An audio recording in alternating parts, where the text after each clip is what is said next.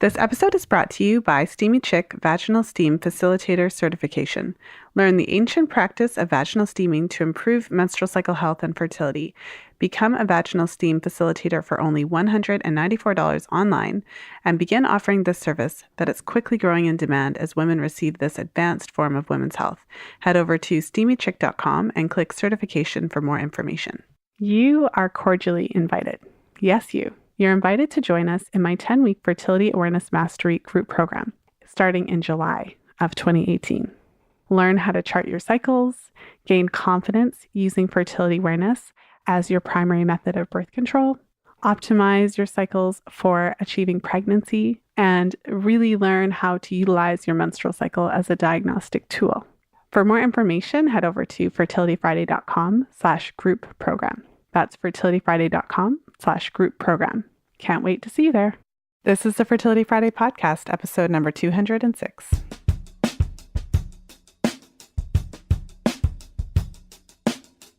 Welcome to the 206th episode of the Fertility Friday podcast. Thank you for joining me today. I'm Lisa from fertilityfriday.com, and this is your source for information about the fertility awareness method and all things fertility.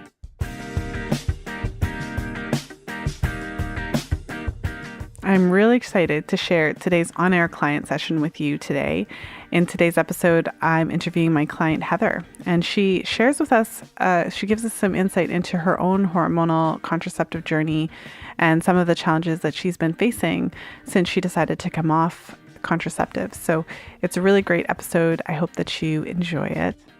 Heather is a member of my 10-week Fertility Awareness Mastery Group program. And at the time of the recording, we were about 3/4 of the way finished through the program. So Heather has had the opportunity to chart her cycles for about 2 months, 2 full months. And so she's feeling really confident with the method at this stage. I find that towards the end of the program, as I mentioned before, the women who've gone through it start to feel really confident. They've had 2 months experience charting. Many of the women have gone through 2 full cycles, or at least close to 2 full cycles by this stage. And so it's really interesting. At the beginning stage, there's a lot to learn, lots of new terms, lots of new methods and techniques and habits to develop. But once we've gotten into that second month, where we are really starting to get into the method and have at least 1 full chart under our belts, I find that it really shifts and it becomes really easy and really second nature for my clients. And so if you are considering joining our next Fertility Awareness Mastery Group program, we're actually going to be doing a group in July. And so at the time of release, July is only a couple of weeks away.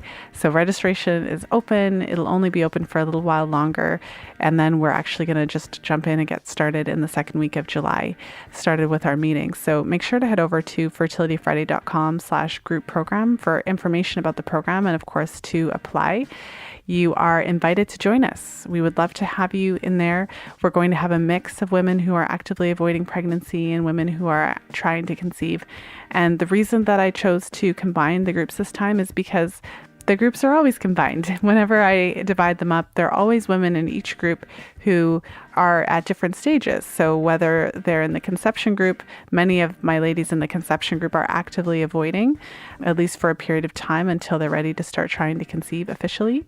And in my birth control group, I always have women in there who do have pregnancy in the future that they're wanting to consider, but they really want to get clear on birth control. So we always cover the same material. So this is an opportunity for you to really jump in and learn fertility awareness, understand the birth control aspect of it, even if you're trying to conceive, and of course, understand the conception aspect if in the future that's something that you're wanting to look into. So again, head over to fertilityfriday.com/group program for more information.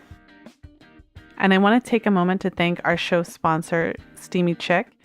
If you haven't had a chance to listen to episode number 202 with Kelly Garza of steamychick.com, you'll definitely want to check it out. In that episode, we talk all about vaginal steaming, and it was a great episode. What came out of that episode was how vaginal steaming is a historical practice that women have been doing for thousands of years, not to mention the fact that it is done Kelly has found instances of vaginal steaming in over 40 countries all over the world. And so although it's not something that we hear a lot about in our westernized world, it is an extremely common practice that women have been doing for thousands of years. And it's a practice many midwives are aware of, depending on the place that you are in the world. And what I found really interesting was that the number one use of vaginal steaming that Kelly found in her research was actually in postpartum care. And so at the time that I'm recording this, just this week, I had a session with a potential client. So I had a consultation with a woman who was considering joining one of the programs. And she mentioned that her family is from Haiti, and vaginal steaming is just a really common practice among Haitian women. And I thought that was really fascinating and very timely because I had just released the episode with Kelly Garza. And so vaginal steaming is something that is very, very common in different places of the world. It's just not something that we're familiar with in the Western world. So make sure to go back and listen to episode 202 if you didn't have a chance to do so. And if you're inspired by that episode to deepen your own understanding of vaginal steaming, if you just want to learn more about vaginal steaming, or if you are a practitioner and you're wanting to add vaginal steaming to what you do, make sure to head over to steamychick.com and become a vaginal steam facilitator. Kelly offers classes online, and you can actually become a vaginal steam facilitator for only $194, which is really reasonable if you think about the incredible difference that this can make to your practice or even just your own understanding of vaginal steaming. So again, head over to steamychick.com and click certification for more information about the program. Now let's jump into today's episode.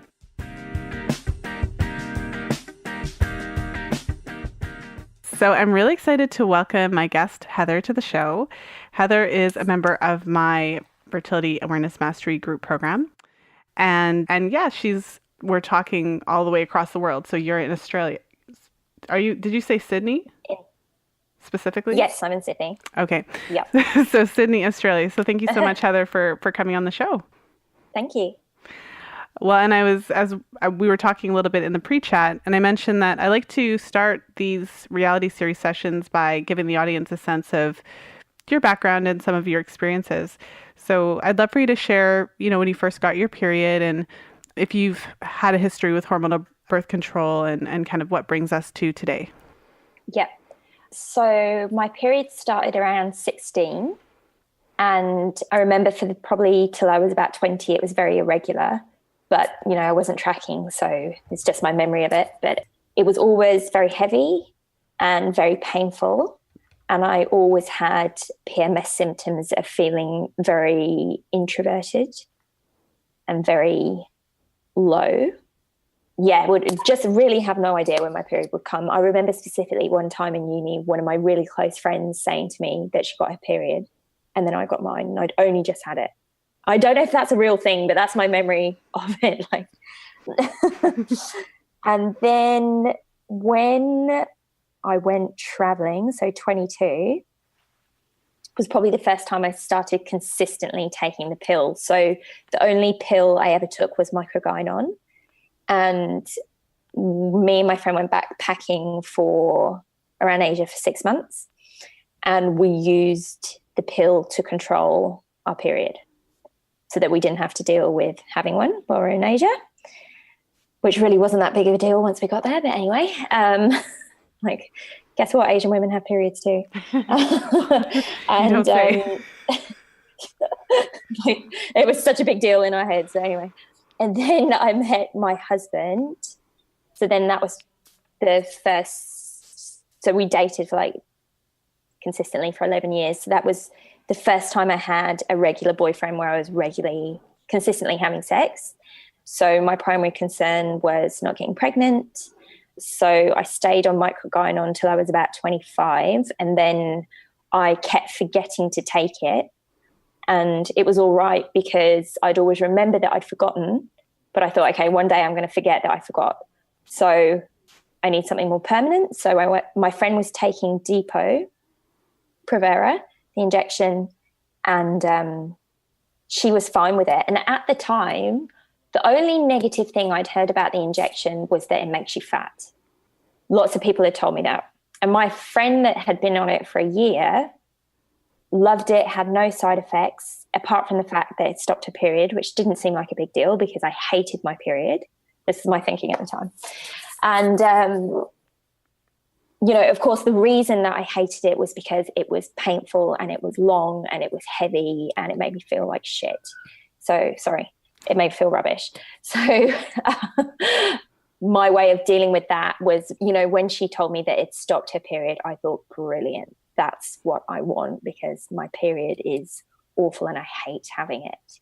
And she didn't get fat. She was tiny. So I thought, cool, sounds good. And that was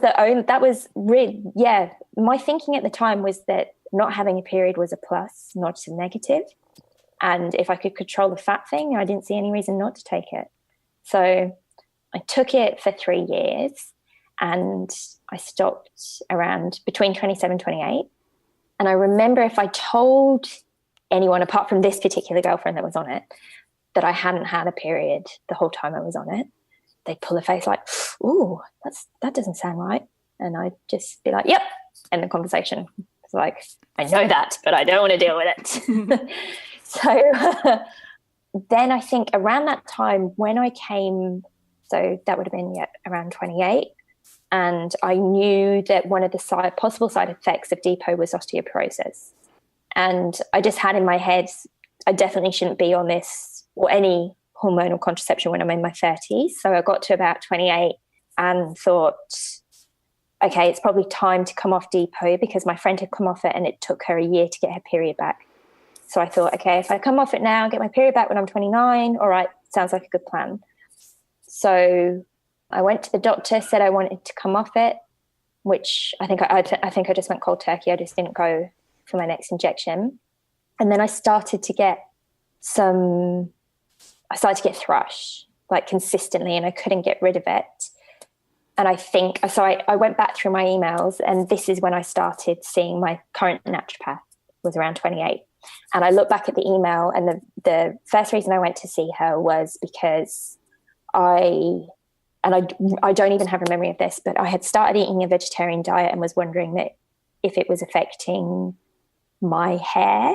I started losing my hair when I was 22. I didn't notice it. My mum noticed it because she hadn't seen me in about a year because I was traveling. So I started, losing my hair when I was 22, so way before depot. And it never came out in clumps, but it definitely has never gotten better. And I think maybe around this time I noticed that it had gotten worse, and I was eating vegetarian, and I was wondering if that was something to do with it. I really wasn't sure. And I had this thrush thing. So I went to go and see the naturopath, and she was like, yeah, good job. You've come off depot. It's also very normal for you to be having thrush as your hormones are adjusting. So those were my first conversations with her. But she was the first person that brought up her concern about the side effects of depot, and that my GP had not given me had raised any of those concerns about it. And I know from an email that I sent my naturopath that when I asked my GP, I went back to my GP and asked them about side effects. She actually didn't know anything about the injection. She knew nothing about it, but was happy to prescribe it, which is also my response, own personal responsibility in my health as well. But looking back at it, I see how irresponsible it was on both of our parts. And that's a shame that I, went down that path and kind of ignored my intuition and didn't do my own research. So then about 28, I'm coming off depot. Then the periods come back full blown. And this is when I started speaking to the naturopath about, okay, these are my symptoms. This is what my period looks like. I know there's something wrong, but anytime I get any kind of test, everything comes back fine. And then I feel terrible that it's almost like I'm wishing myself ill. And I don't know what to do. I've just been going around in a circle since I'm 15. I've had GPs tell me when I describe my period, you probably have PCOS, you probably have endometriosis, without really them not being particularly concerned about that, or really explaining to me what it is, or what the treatment options are, or what the side effects are, or anything. So in my mid-20s, I had an internal scan for PCOS and it didn't come up with anything. around 29, I went to see a gynecologist because I had the worst pain I'd had to that date with the period. I had to leave work. And she said it probably was endometriosis, but the only way to find out was to have surgery. So contraception would be the way to treat it anyway. So just take contraception. And this was a few months before we were going to get married. And I didn't want to take contraception because my period had fallen back into a regular, even though it was painful, I was having all these symptoms, it was regular, which I thought was a good thing, at least that it was regular. So I didn't want to mess with it. But my symptoms were so bad, I really didn't want to have my period on my wedding day. So I asked her for the Nuva ring because I'd done some research and it seemed like the least invasive, what I knew at the time, the least invasive of hormonal contraceptions. So I took it just for the time around my wedding. Then I didn't take anything else for about 6 months. This whole time I'm speaking to, GPs or whatever about my period. I'm not getting anywhere.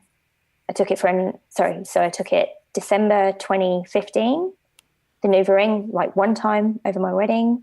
And then 2016, I didn't take anything till July. And then I just thought, I can't take these period symptoms anymore. I went back to Depot. So I thought it never did me, I was fine with it. I had one injection. And then it took 6 or 7 months for my period to come back. And then that's 2017, January 2017. I thought, okay, I can't take, that was really, really bad that it took so long for it to come back. So 2017, my period symptoms, when it came back, were really just raging, like temperature fluctuations like I've never felt before. The pain's getting worse and worse every month. It's getting heavier and heavier. And then January 2018, that period,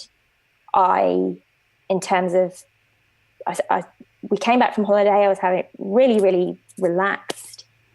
And I woke up one morning and it felt like I was about to come on my period, but it was too early.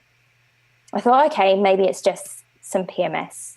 The PMS lasted for 7 days. I was exhausted, 9-10 hours sleep every night. It wasn't enough. My period came, my period went, and I was still exhausted to the point where I just couldn't get out of bed. And I didn't know what was wrong with me. It's like I'd just been run over by a bus. So a couple of weeks later, I went to see the naturopath and said, there's something really wrong. I just don't know what's going on with me. And then that's when I guess I started this whole thing with you and getting loads more test results done and just thinking, I know that there's something wrong. There's obviously some kind of inflammation going on in my body to have these period symptoms for so long, and I really can't ignore it anymore. I really have to find out what the root cause is. So that's where we are now in June. Mm-hmm. Well, thank you for taking us through your story. Thinking about it, there's a lot to unpack there, and it's interesting to hear your journey through the different types of birth control that you took, the reasons why you took them. And I feel like it's really helpful to hear that because you're not alone in terms of all the different emotions that you had, in terms of like being thrilled that Depo takes your period away.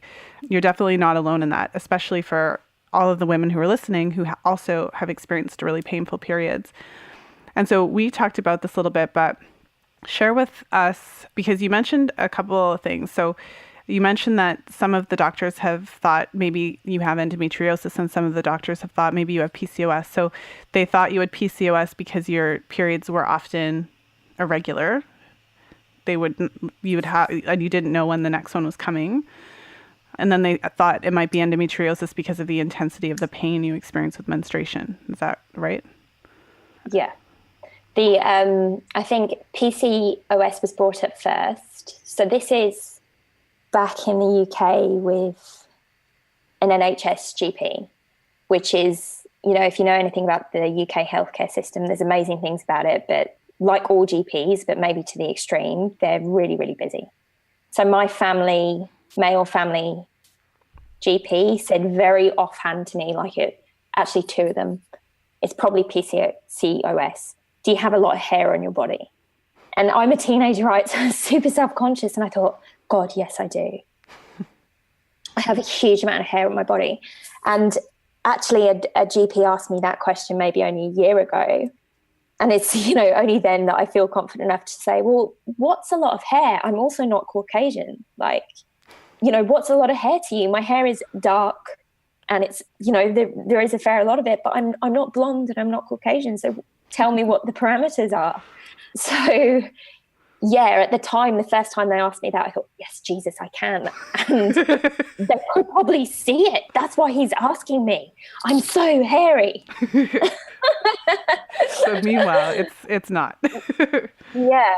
So because of the irregularity, that was why that was first suggested. But, of course, now being more educated and looking back, my period had only been around for 3 or 4 years. So maybe it was just those teenage years. Well, as you took us through that, that's what I was thinking, especially because your period, you said it came at age 16. So it came a little on the later side. Mm. And so in those early years, it wouldn't be uncomfortable.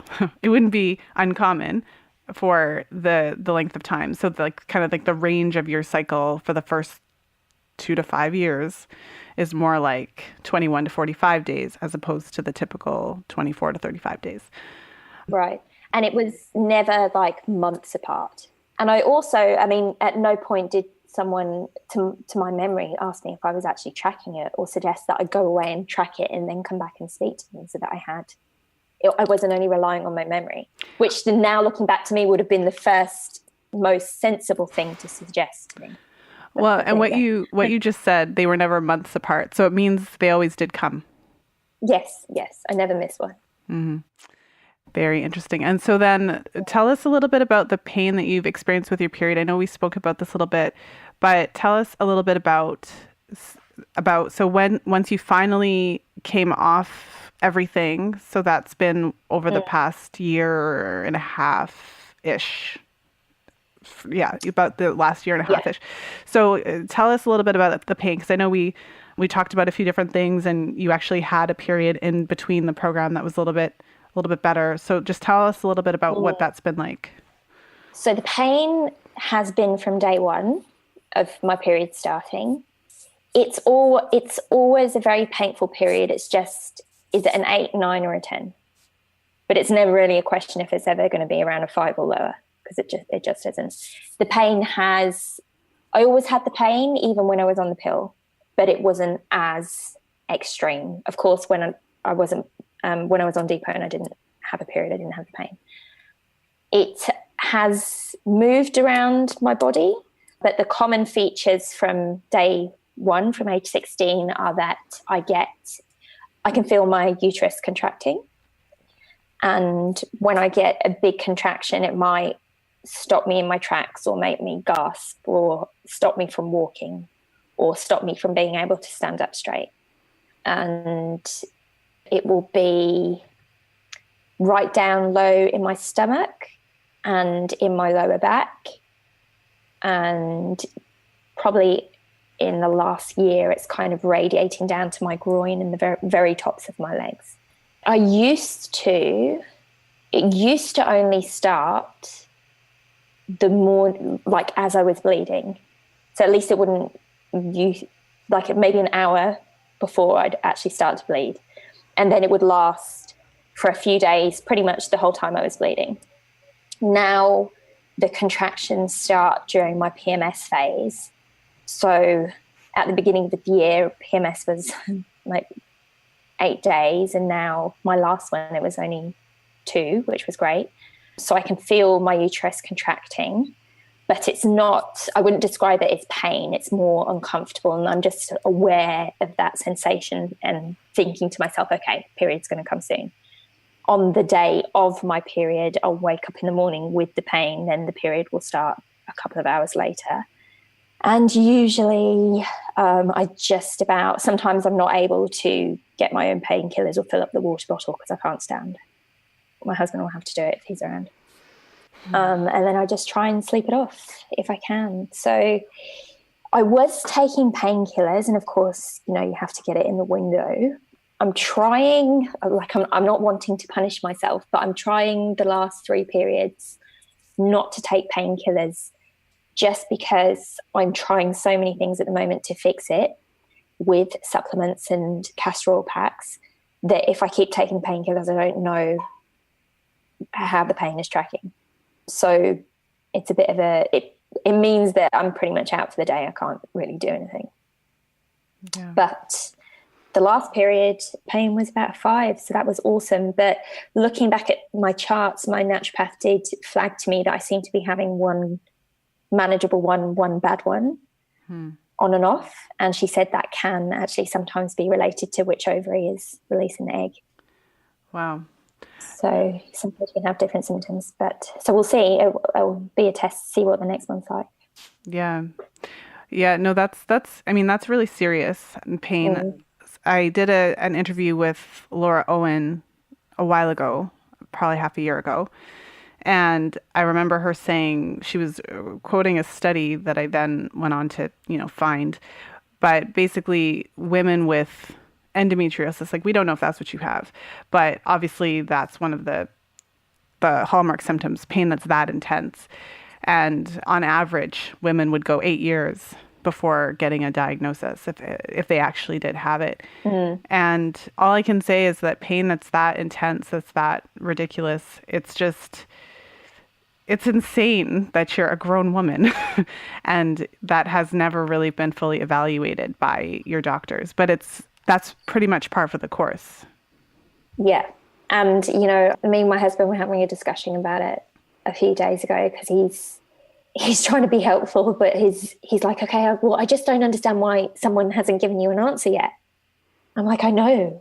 That's what I'm saying. Like, yeah, I get it. But you're frustrated. Think how I feel. And he's like, well, who are you seeing? And I'm trying to explain to him how long I've been seeing traditional Western GPs and how even a gynecologist. And that really the first healthcare professionals that I have seen that have been in any way concerned about the level of pain or have assured me that it's not acceptable is my naturopath, my acupuncturist, who I started seeing a few months ago, and you. But how many other professionals have I seen that didn't really seem to think that it was much of an issue? Well, and did you find the acupuncture to be, in your case, did you find it to be helpful in terms of the pain? Yeah, I don't know whether to carry on with it, to be honest with you, just because of the amount of money that I'm spending on healthcare at the moment, trying to, find out. I don't know whether that's where my money is best spent. I really like going. I enjoy the process and I really love my acupuncturist. I love talking to her, but whether or not it's actually helping me, I couldn't say. I mean, I'm doing so many things at the moment, it's really hard to tell. Yeah. Well, I know that, we talked about period pain a lot. Every time it's like, stop everything whenever I'm doing, whether it's a group session or one-on-one session. And I do kind of just to check in to see how bad the pain is. Having gone through pain myself, as anyone who listened to the podcast knows, when I actually had my children, then it was confirmed. Yes, it is worse than the early stage of childbirth, 100%. Because when you're in labor, you have contractions and they actually come and stop. So like at that point in the future, if you are having kids and you end up in labor, you'll be like, oh, wow, because the contractions come and then they stop. You actually get a break. So it's like you're just like, I can do this. I can handle this. Like you get a contraction, you get a break. Eventually it stops happening that way. So eventually it gets really hard, but it's horrifying to think that you can just have this monthly pain that's worse than the early stages of labor. So yeah, absolutely not okay. So, we talked about a few different things to at least minimize it and to kind of address some of the inflammation, dietary things, as well as different nutrients that have been shown to reduce inflammation. And I think in your case, it's hard with endometriosis if that's what it is. We don't know if that's what it is, but the only way to find out if that's what it is, at this stage at least, is surgery. Although there have been talks about finding other ways to diagnose that don't necessarily involve that. Have you ever had an ultrasound? Or have you had many? Or have you ever had like a transvaginal plus on the top? I've had an ultrasound, I've had an internal ultrasound, I've had an MRI, which turns out doesn't diagnose endometriosis. So that was a fat waste of We'll just money. throw this in for It was fun. really, really frustrating. A Oh my GP sent goodness. me for it. It was $500. Oh wow. And for no Yeah, reason. for no reason. I was so like, I should have said something. I don't know. Anyway. No, I'm just curious to see if those Mm. kind of steps have been at least done. Yeah, so nothing, no blood test or any of those scans has ever shown anything that would explain my symptoms. I have no explanation to date. Well, and so you mentioned castor oil packs. Have you done vaginal steaming? Like, is that something that is on your list of things to try? It's on the list of things to try. Yes. Well, some women do experience some relief of painful symptoms with vaginal steaming. I think it's safe to say that not every woman is going to experience relief of pain. You mentioned that your periods were very heavy. Are they still heavy? Do you consider them to be heavy? I think it's too early to say whether I started the castor oil packs in February. And I started counting the amount of tampons. So my usual on the first 2 days would be 8 or 9 super tampons. And are they full when you take them out? Yeah, yeah. And then the most recent period that I had, so I've been doing the castor oil packs consistently since February. The most recent period that I think I had 4 or 5 normal tampons a day. Okay. For the first 2 days. So that was an improvement. Well, I remember looking at this study and they quantified, I mean, it's an estimate. This is not, but they quantified how much like a full tampon would be. And so like a super tampon was like 8 milliliters versus a regular tampon, which was like 5 milliliters. So either way, 8 super tampons in a day. Let's assume that the math is right. That's 64 milliliters in one day. And so like a normal period volume, we would think is below, like what the research tells us, it should be below 80, because when your periods are higher than 80 milliliters, generally speaking, it puts you at a higher risk for iron deficiency, anemia, and those types of things. So it sounds like it's on the heavy side, but it also sounds like it's sort of been tapering a little bit. Yeah, hopefully that continues, that it tapers. But it certainly explains why I'm so exhausted. Definitely. How are you going to feel any other way? Yeah, when you're losing that much blood. And you noted... Yeah, that's right. Because I noticed, okay, so in the April cycle, you noted 2 heavy days, and then it went kind of straight to light. And then in your May cycle, you noted it as moderate, which is worth saying that some women would call that heavy to have 5 tampons full. Yeah, right. Yeah. But to me, that was an improvement. Of course, That April period was really odd for me to have 2 heavy days like that, and then just the third day was spotting. Yeah, that was really weird to go away like that. Yeah, it was like someone just turned the tap off. It was spotting that I couldn't use a tampon for. Well, and you said you were doing the acupuncture. Was it February that you were doing it, or March? I've been doing it since February. Yeah, because acupuncture does something. So if you the next time you talk to your acupuncturist, you may just want to talk about the changes that you've been seeing to your bleeding and just ask if that could be related to it, because acupuncture definitely does something to the body, and you can usually see results and changes. Yeah. It's just, when you're trying so hard to fix the issue, and it's not like time age-wise is on my side. So I'm taking all of the vitamins and the supplements all of them, eating all of the fats, all the fats in the kitchen, and the castor oil packs, and the acupuncture, and the sleeping, and it's hard to tell. I mean, as long as it moves in a positive direction, I don't really care. Well, tell us about, so currently, my understanding at least, so correct me if I'm wrong, currently you are not actively trying to get conceived. So currently you're avoiding, or has that changed? We're not avoiding, but we're not going for it during the fertile window if we don't feel like it. Okay. I'm not petite. It's more about being aware that, okay, if we have sex, I'm in the fertile window, cool. But I guess my primary concern since January has been getting to the root cause of what's going on with my body before we put all of our effort into trying. Okay. So it's kind of like it sounds like the primary is kind of figuring out the underlying factors, but not necessarily in the like fully avoidance camp. Not avoiding. Yeah. And I guess the reason that I wanted to work with you is that when I do have this resolved, which it sounds like it's going to take a little while, that I have the knowledge when I'm not with you anymore to look at my chart and A, know if what's changing in my health, and B, that I will be prepared later in the year to know how to read my chart and when my fertile window is open. Mm-hmm. Well, let's take a look at, so we have the last two charts here. Now, I noticed that you had some peak mucus. So it looks like you ovulated around day 18 here in your previous chart. Mm.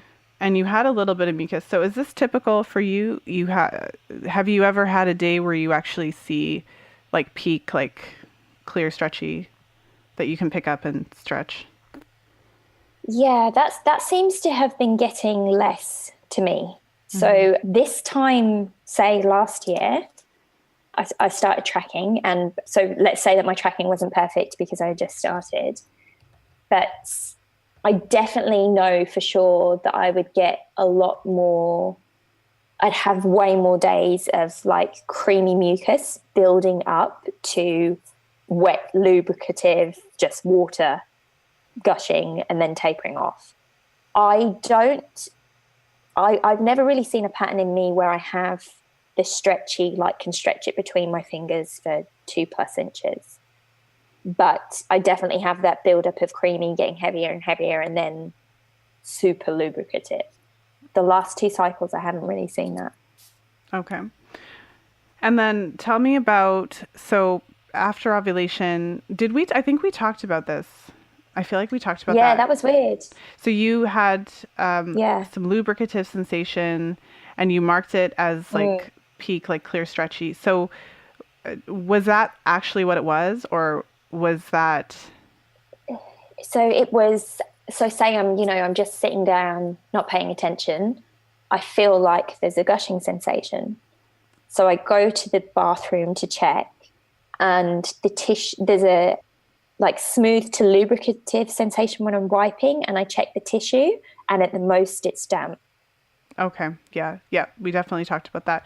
So, so I would change I don't even know if you have the ability to go back and change that, but I would change that notation to, because it sounds like it does not sound like it is mucus. So for everyone listening to the show to kind of try to paint a picture. So I'm looking at Heather's chart for last month, and she had some kind of obvious hallmark signs of mucus towards ovulation. So we can tell that you're in your fertile phase here.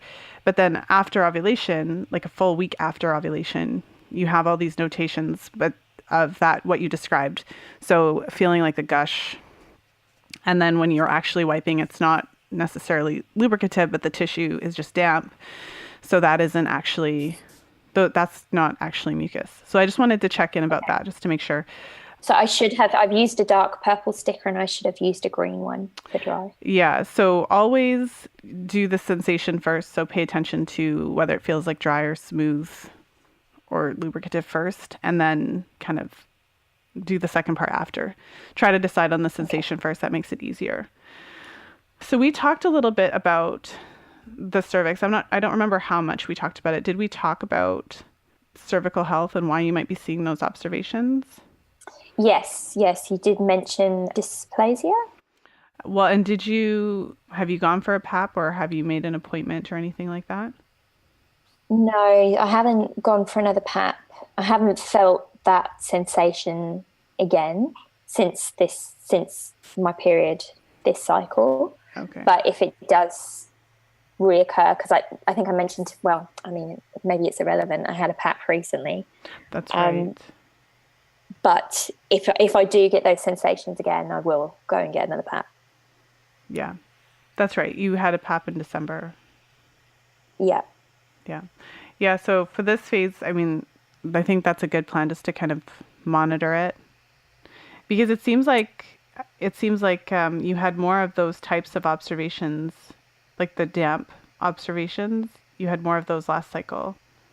That was very unusual to have that post-ovulation. That wasn't normal for me.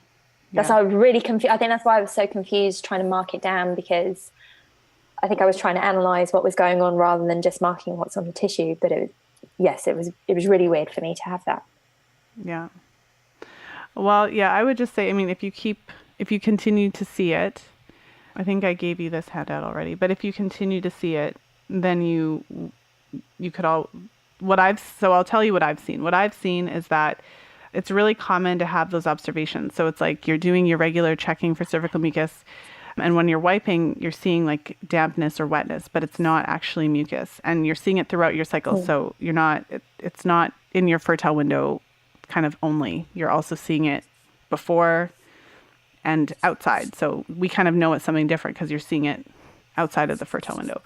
And so if that continues as you continue to monitor, what I've seen is that it is related to cervical, like abnormal cervical cells. I've talked about it a little bit on the podcast. And a number of my clients have seen that. Many of them have then gone on to actually confirm it with their medical practitioner. So actually gone and got a PAP, and the PAP shows the cells are abnormal or shows something is off. And when my clients are kind of working with their practitioners and addressing some of those nutrient deficiencies with folate or vitamin A and those types of things over the course of a couple of months, like 2 to 3 months, it can go away. So that's just something to keep in mind. So I would say if you continue to see it, then we'll talk about it then. And then talk about how to address it. Because it's interesting as well, because what I've also seen is that the more as you support your cervix, then it seems the mucus production seems to improve. Like it kind of makes sense if there's nutrient deficiencies that need to be addressed and it's related to your cervical health, then it would make sense that when you address it, it seems to improve the mucus production, like once you've addressed that issue. Yes. So I've seen that a bunch of times. But the other thing is that we've spoken about a little bit is the low temps. So yeah, like last month the temps looked really, really low. And then once we changed up how you were measuring the temperature, they don't look as low anymore. So refresh. Are they still on the low side though, even though they're not? Well, I'm not sure. Like, so for instance, like on day 8 and day 11, the temperature is kind of high for no reason. Do you remember if anything was going on those days or? Day 8 and day 11. No, but let me see if I've made a note. Yeah, because usually the temperatures don't spike that much. So what I'm seeing is kind of like a low, then high, then low. No, I've not made any notes about why it might be. That might be. What time did I take it? Well, and it's not completely unlike the pattern in the previous chart, because you had several days that were super low temp, and then you kind of had like a spike. And so I would just... They're kind of the normal time I would take them as well, so I don't have an explanation. Okay. Well, yeah, just keep in mind all the different things that could affect it. So if you have alcohol the night before, that's a kind of a common one, or disturbances, at sleeping, things like that. Yeah, because I'm not sure why they're jumping up and down. So, but these temperatures do look better. But I would say, just given that we're not really seeing that consistent of a pattern, and you listed other symptoms that could be related to thyroid. So, given that what we were talking about as well in the pre-chat before we started our session was that you recently had an extensive hormone test done that has stumped your naturopath, and one of the signs on that test was estrogen levels that were a little lower than she would have anticipated. And then if you add that to the mucus production, that's a little bit on the lower side. So we're not really, like, we're definitely seeing signs of that you're in your fertile window. We're seeing a lubricative sensation, but we're not actually seeing like a significant quantity of mucus. So just to put it out there, one of the things I've seen women get pregnant with exactly what you have, like with a lubricative sensation and not a lot of mucus. I think it's helpful to remember from a fertility awareness perspective, so using the method specifically to achieve pregnancy, when you have mucus, regardless of whether it is the creamy lotiony or whether it is the clear stretchy or whether it's just a lubricative sensation, all of those things from a fertility awareness perspective mean the same thing. It means that your cervix is open and you're in your fertile window. So in terms of like trying to conceive, when you're ready, don't focus on how much do I have and all of that. Just focus on, if I have mucus, it means I'm fertile. If I have a lubricative sensation, okay, that's it means good. I'm fertile. That's good to know. Yeah, because there's a lot of different factors that have to come into play for you to get conceived. So for example, sperm quality is obviously very important. Mucus quality is also important. And overall health is important, yours and your partner's. And so there's all these different factors that need to come into play. So if all the other factors are in line and you have just a bit of mucus, you're still in your fertile window, your cervix is still open, you can still get pregnant. So I think sometimes women I'm not trying to say the mucus isn't important, but sometimes it can be overestimated how important the mucus is. We can kind of overlook the poor sperm quality and think that it's got to be because I don't have mucus. But I've seen women conceive with like no peak mucus, like only creamy stuff. I've seen conception happen, just so you know. Okay. It looks like on this chart, if I'm reading it correctly, that I may have ovulated already, which would be very unusual. So I'm not sure. And the reason it's possible, but I'm not sure. And the reason I would say that is because, so as I look at your chart, I'm actually tempted to think that day 8 and day 11 are both anomalies because they seem kind of out there. This is just this is like my experienced eye. It's like I read chart, let's pretend it's a language, but I don't really know that. But I would say it looks like they're anomalies. So if I'm correct, and those are just kind of weird temps, then it is possible that you ovulated, because if those were anomalies, then what we might be seeing here is a rise. But with that being said, I'm not sure. So I would say within 3 days of today, we would have a better sense of whether that happens. So for the listeners who can't see your chart, we have menstruation, days 1 through 6, and then we have dry days for almost a week. And then you have 1 day of clear, stretchy mucus. So you actually did have mucus that you could test. And then it went away, and there was like a temperature dip. And so it's whenever you see like a dip, of course, it makes the possible rise look more dramatic. So then, of course, it's like I must have ovulated. But I would say I would wait. I would say 3 days we'll know. So the reason I say that is if you did ovulate, the temperature is going to just continue to rise and it'll be quite obvious. And if you did not, then you might see some weird spiky stuff. So it might drop back down and but you might have. Okay. And I noticed you were checking your cervix a little bit. How has that been going? Yes. Much better since I started doing it more consistently throughout the month so that I can tell the changes.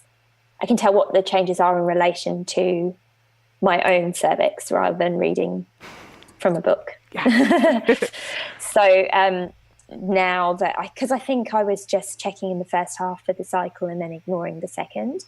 But once I saw how different it was in the second, it's helped me identify when it's actually open. The height and whether it's hard or soft I got, but whether or not it was open I was struggling with. Yeah. Yeah, no, that's awesome. Really glad to hear that. Yeah, the cervix is one of the most challenging things. And so that's why we spend a good amount of time talking about it. And I feel like I talk about it in a bit of an unconventional way because the books all make it seem like everyone's cervix is going to be the same, but it's very subjective. So I'm convinced that what I think of as hard, someone else could think of as soft. And just like what you think of as a moderate period, someone's going to be like, holy cow, 5 whole tampons. If I filled 5 tampons, I would write very heavy. So it's the same idea with the cervix. So in terms of confirming ovulation, I would say this would be the time, like over the next couple of days, you'll know. Like if you ovulated, then you will know because your cervix will feel quite different. So once you're But yeah, it's definitely possible. And if that's the case, then you ovulated quite a bit earlier in this cycle than you did the previous. So in the previous cycle, you ovulated Very. closer to day 18, and then in this cycle, that would actually put it on day 13. So we'll just have to kind of Yeah. wait, like, to be announced. Okay. TBC. Yes. So how do you feel? How comfortable are you at this stage? So you've gone through a couple of charts with this new charting method, and you've obviously got the notations down, and feeling a bit more comfortable with your cervix. How do you feel about the method in general? Do you have questions or about any of the rules, or if you got to the stage where you actually wanted to space your pregnancies, would you feel comfortable using the method like officially as birth control? I think if I was concerned about getting pregnant, I don't know that I'd be 100% comfortable yet, because I guess also my body doesn't seem to be in a consistent pattern, which is, my own hormone levels. So it will be interesting to see once we find out, what's the root cause of the low estrogen. And then once we can treat it, if I seem to get into a better pattern. I mean, these up and down spiky temperatures are normal for me. And my cervical mucus production, it's not in my spine, is changing. So yeah, if I was avoiding pregnancy, I don't think I would rely on, I'd be being very careful at the moment. Well, and what I would say is that, I think we're all taught that our cycles are supposed to follow this perfect pattern, and they're always supposed to be the same and all of that. And that's one of the things I try to challenge a lot, because even if your cycles are not exactly the same, or even following like a very consistent, like, I always ovulate on this day type of situation, once you get comfortable with checking your signs and having that frame of mind of like every day asking yourself, like, is today a fertile day or not? And getting a sense of what does it look like when I go into my fertile window? If you're ever unsure, especially given that your mucus production is not like plentiful, I think that's one of the more challenging situations for most of my clients when they're actually getting fewer days of mucus. In those situations, my suggestion is to rely as well to add in the cervical position check so that you have more information. Yes. But what I would say is that it's helpful to remember that, again, with this method, even if ovulation shifts from cycle to cycle, that's real life. And the idea that at some point you're going to have like this magical cycle that's always the same, you may just be chasing, because your cycle responds to things that are happening in your life. And then if you do go on to have a baby, then after you have said baby, there's another change, another difference where charting while breastfeeding in the postpartum is different, because you don't have a cycle. You have just like a month, like several months of a pre-ovulatory phase is what you have. Anyway, so with that being said, it's a little bit different. What I've noticed when I'm doing these groups, it's a little bit different when you're fully charting for birth control, because you're looking at it in a different way versus when you're not actively avoiding pregnancy and using it really to gather information to be able to time sex. So you're looking at it in a different way. But I would encourage you to keep charting and to kind of think about that question of, is today a fertile day or not? And the more that you do that and the more that you see, because you still do have patterns, even though you don't feel like, so you have your period, you have dry days, you start to go into your fertile window, like you start to see a shift and a difference, you ovulate, and then it changes. And so the more that you see how your body feels, how your body changes as you go into these different phases, that's just more information that's going to help you when you do get to that stage where you want to, and you might need to brush up on a few things, but I think that might just be helpful for you to think about. Yep. Yeah. So any last thoughts, comments? Oh, there was one thing I wanted to ask you. I'm just trying to see. Yeah, because you did get your thyroid checked. Everything looked fine, except that you had antibodies. Yes. And did you talk to your naturopath about that? Yeah, she said, okay, so you do have antibodies, so there's something there. the level is low enough that it rules out a autoimmune disease. But I said to her that I would like to get the T3, T4 and reverse T3 tested because of my low temperature kind of symptoms as well. So she was supportive of that. She said, I actually asked the GP to do it, but they didn't do it. So when I go and see this new GP next week, the functional GP, that will be one of them. The questions I asked her, and I said it keeps coming up for me, this thyroid. So she was very understanding that I would just like to draw a line under it and eliminate it. As we're doing all these different tests anyway, I may as well just throw that one in.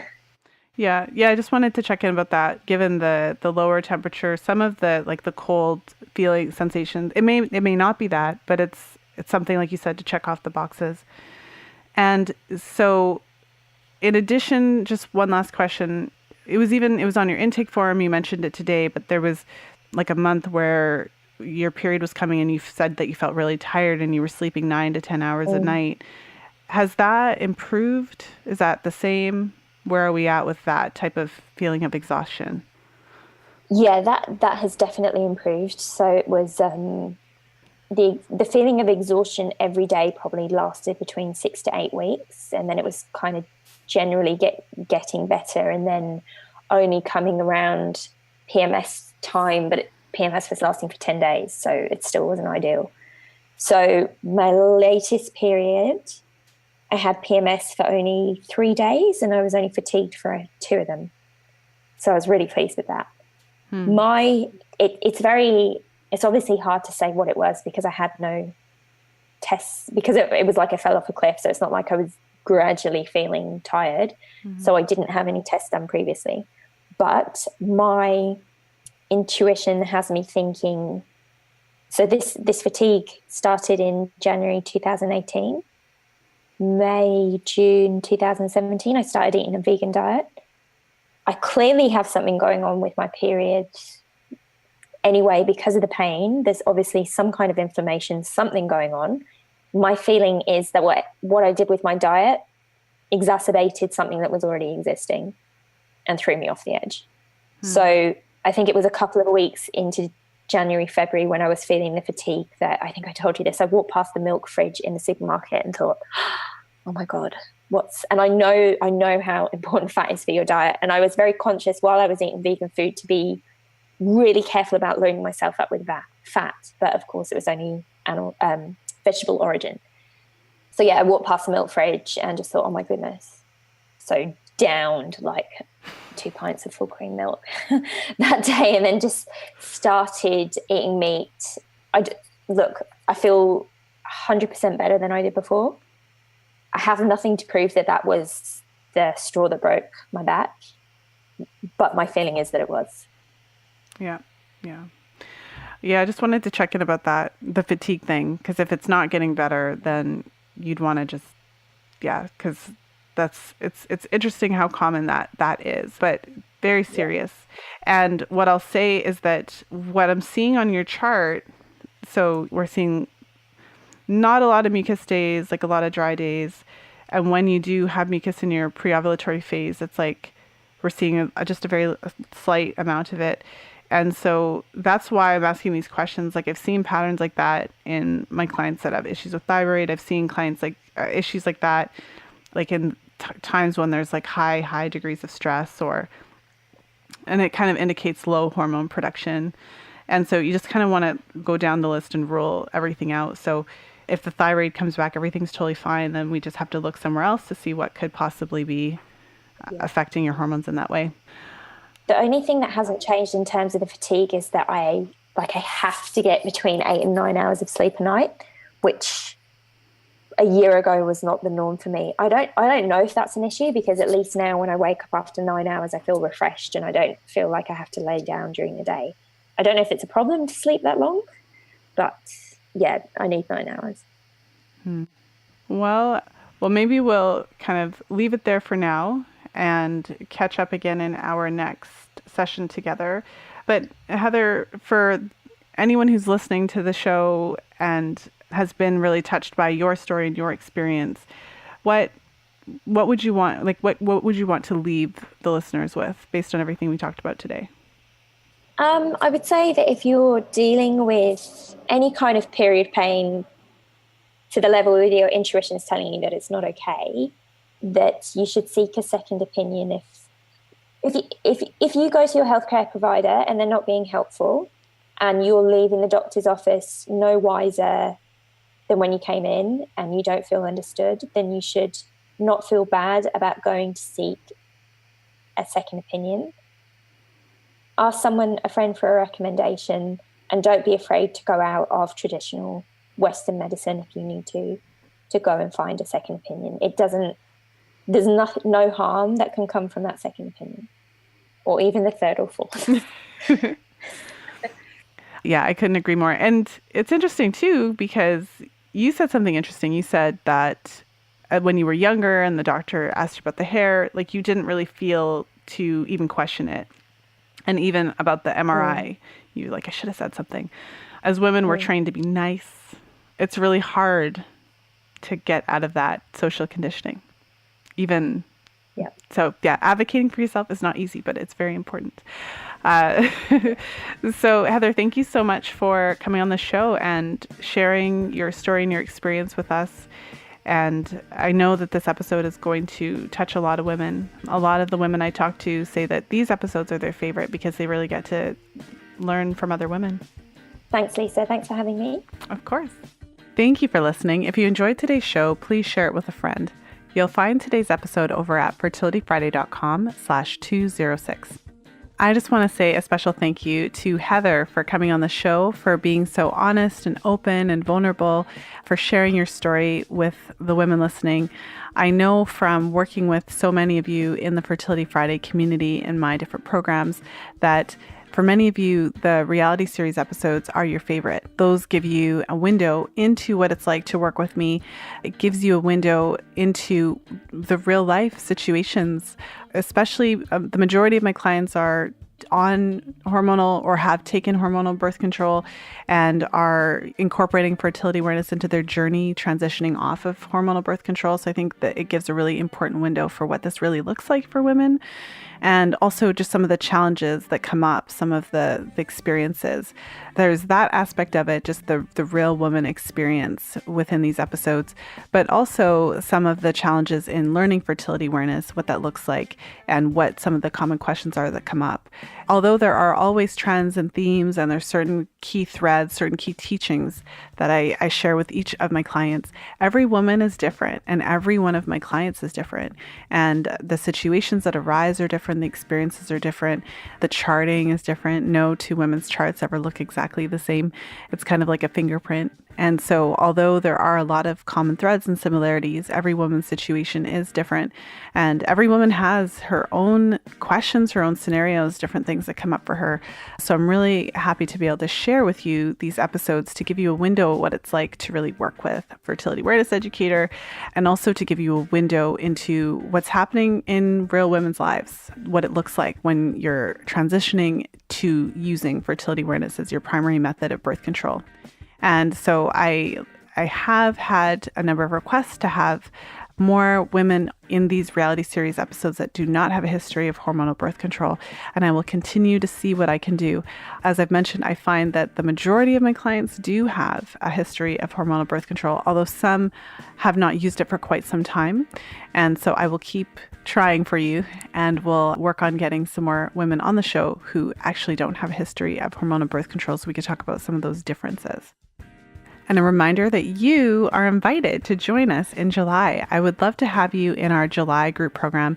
It's the first time I'm running a group over the summer. It's going to be a lot of fun. We already have a couple of women registered in the program, so we only have a limited number of spots left because I actually have women registered already, and there's still spots for you. And so make sure to head over to fertilityfriday.com/group program for more information. The 10-week group program is a really great opportunity to learn about fertility awareness among other women who are doing the same thing. And the women who take this group, they gravitate to it because they really want to just to share in this experience with other women. What I can say is that it really exponentially pushes your education when you're able not only to see what's happening in your own cycles and learn fertility awareness and start charting on your own and kind of getting a sense of how this all works with your own cycles, it really excels your experience and your knowledge and your education, I guess I could say, when you are experiencing this with other women. Each group session, after we get through our initial introductory information and teachings, each session we do what I call the rotating hot seat. So you actually get the opportunity to share and your charts with the group, to see other women's charts, but not just to see them. Like, when you're on in a Facebook group and, someone just throws their chart up and there's no real context or discussion around it. Within the group setting, not only do you get to see other women's charts, but you get to see them within the context. You get to get a sense of what is happening in her history, why we're seeing what we're seeing, and what are some of the things that we can do to address it. So you really extend your knowledge because you get to see different situations that you wouldn't otherwise see. So again, head over to fertilityfriday.com/group program. Make sure to apply. We would love to have you there. We have a spot for you. At the time of this recording, I still have spaces available in the group. So there is a spot with your name on it. Just don't wait too long before someone else jumps in and grabs it. So make sure to apply and join us so we can see you in July. And I want to give a special shout out to the show sponsor, Steamy Chick. Make sure to head over to steamychick.com and check out the Vaginal Steam Facilitator Certification Program. It's such a great opportunity to learn more about vaginal steaming and also to incorporate it into your practice. I know many of you do work with clients in one capacity or another, and this is a great offering to be able to provide to your clients. So steamychick.com, and make sure to click on the Vaginal Steam Certification tab. And I just want to thank you for listening to the show, for spending some time with me today. I really appreciate all of you for being part of the Fertility Friday community. The community is really, really flourishing, and we're almost up to 2,000 members in the Facebook group. In case you are not part of the Facebook group, fertilityfriday.com/community. And what I really love about the group is that it's really supportive.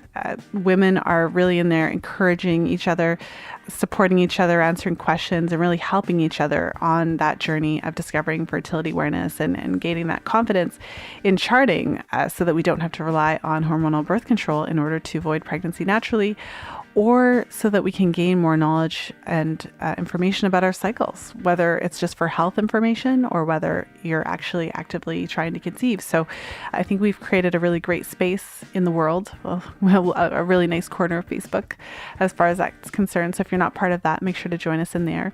And thank you again for being part of the community, for taking time out of your day to listen to the show. I appreciate all of you for sharing the show with your friends and really spreading the word through word of mouth. The podcast really does grow one woman at a time, and it's because of listeners like you who share the show with your friends, who spread the word and are really just as passionate as I am about empowering women to make informed choices about their reproductive health. So thank you again. And until next time, be well and happy charting.